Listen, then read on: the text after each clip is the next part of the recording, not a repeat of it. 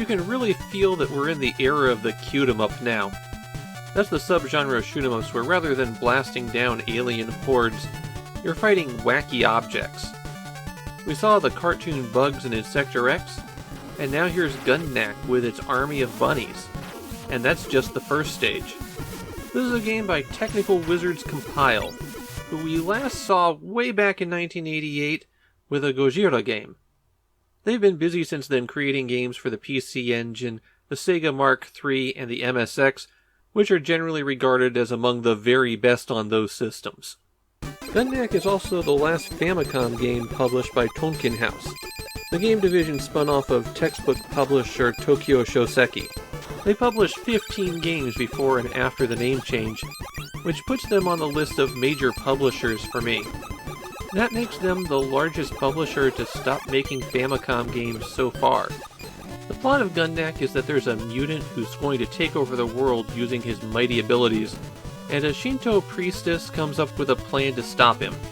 She summons help from another world, which appears in the form of a woman who has a spacecraft, and honestly I don't know why they have this long of an introduction. There are 8 fairly long shoot-em-up stages here, each with its own theme and completely absurd enemies. A convenient thing is that right from the start menu, you've got options. You can't change your starting level, unless you change the sound test to 5, but you can turn on and off bullet ricochets, which honestly I didn't notice a difference between the two. Maybe it only occurs at certain points. You can choose between 4 difficulty levels on the options screen, and there's a different ending for each of those. The real magic from that starting menu is that you can choose if the game prioritizes graphics or speed. If you choose graphics, it'll display every sprite cleanly, but you'll get a lot of slowdown because this is a very busy game.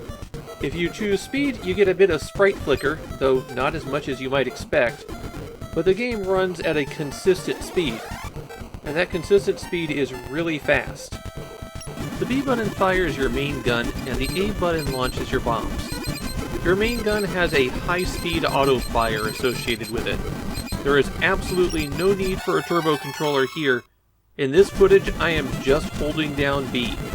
Naturally, you have a limited quantity of bombs, but the game is pretty generous about giving them to you. The reason for that is that the bombs will not save you. At least, not without careful planning and use. You can also hit select to change the speed that your ship moves at. The default level is pretty good, but I like to hit select once and give it just a little bit more speed. Of course, this wouldn't be a compile shoot-em-up without an absolutely outrageous set of weapons and power-ups. You've got 5 types of primary weapons, 4 types of bombs, and both of those can be upgraded. There are 5 levels of attack for each weapon, plus an additional power-up that adds extra shots. This wing will let you take 1 hit, and for almost all of the weapons, it adds a couple more bullets coming out the side. There's an even bigger version that does all that, plus gives you an extra life. You collect the 5 standard weapons with the numbered power-ups. If you collect a number that matches your current weapon, it upgrades 1 level, and if it doesn't match, then you just switch. Going by the numbers of the weapons, number 1 is the bullets, your default gun. As it upgrades, you get a wider spread. It's not bad, but it's not going to impress anybody. The number 2 weapon is this giant bullet that fires out the front that does massive damage and scatters additional bullets behind it. This one winds up being pretty good for the extra damage, plus it gives you some decent control of the screen. I think it's actually my second favorite choice. Number 3 is the homing crescents. Now these look pretty good as you shoot a huge array of them and they track down enemies, but I kept having them home in on things that they couldn't do anything to, often swerving away from what the real threats were. So I wound up not liking this one a whole lot. Probably my least favorite weapon in the game, though if you're not fighting bosses, it can still get you pretty far. Number 4 is the flamethrower, and it's really the best weapon. It does have a weakness where if you hold down the fire button, eventually the flames start to go out and it retracts. But you fix that by letting go for a split second and then pressing the fire button again. The real pleasure of this gun is when you power it up a couple of times and the flames emerge from the side of the ship rather than directly in front of it, because at that point you can really sweep the screen clean. The flamethrower winds up being the real laser in the game. Number 5 is the laser, but it's really puny compared to other weapons. Also, as it powers up, it has an absolutely enormous spread. Lots of gaps for enemies to get through. It's not the weapon that I would use by choice. There's another way to power up these weapons besides collecting the same number, and that's the P capsules that are dropped by the compiled mascots that fly down the screen occasionally. Collect 2 of them to increase the power by 1 level. You get bombs by collecting the letters. Each time you collect one, it'll increase the count by 1, and you'll either switch to that style of bomb, or increase the strength of the bomb if you're already using that letter. When you launch a bomb, you're reduced to the basic gun, so if there are things that aren't being destroyed by the bombs, you're pretty vulnerable while using them. The F does a ring of fire. As it upgrades, you get additional explosions. It has the smallest area, but if you're fighting a stationary target, it'll do the most damage. The T is thunder. It sends lightning bolts bouncing around the screen to shock enemies. This is the bomb I generally preferred. It's good at covering the screen and doesn't last as long as some of the others.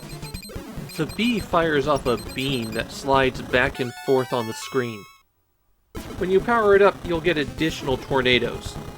This is my least favorite bomb because it lasts a long time, and it's only affecting a tiny portion of the screen at once. W launches a wave of ice that shoots up to the top of the screen, and then rains back down in a storm that passes back and forth. Increasing the power increases the size and duration of the effect. Initially it might look like it's as bad as the whirlwind, but it covers a lot more of the screen, and it moves a lot faster. So this one isn't a bad option.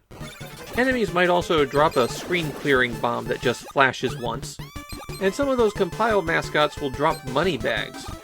You spend these in between stages to switch up your weapon, increase the firepower, or send bombs ahead to later stages. So something about Gun Knack that you should know is that they throw extra lives at you like crazy. It takes 30,000 points to get your first extra life, and you'll get that in about 30 seconds. And for the first stage, you'll go, wow, this is pretty easy.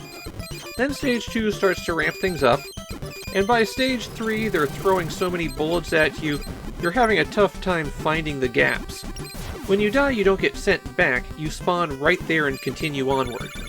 But once you've lost that firepower that'll let you control the screen, you're going to have a tough time going on. Right when you spawn is probably one of the best times to actually use your bombs, because you're not losing any firepower from your guns when you do that. And it can help you get that foothold you need to start building back up. And it's possible to do that because Compile is not stingy with power-ups. You're going to be flooded with them constantly.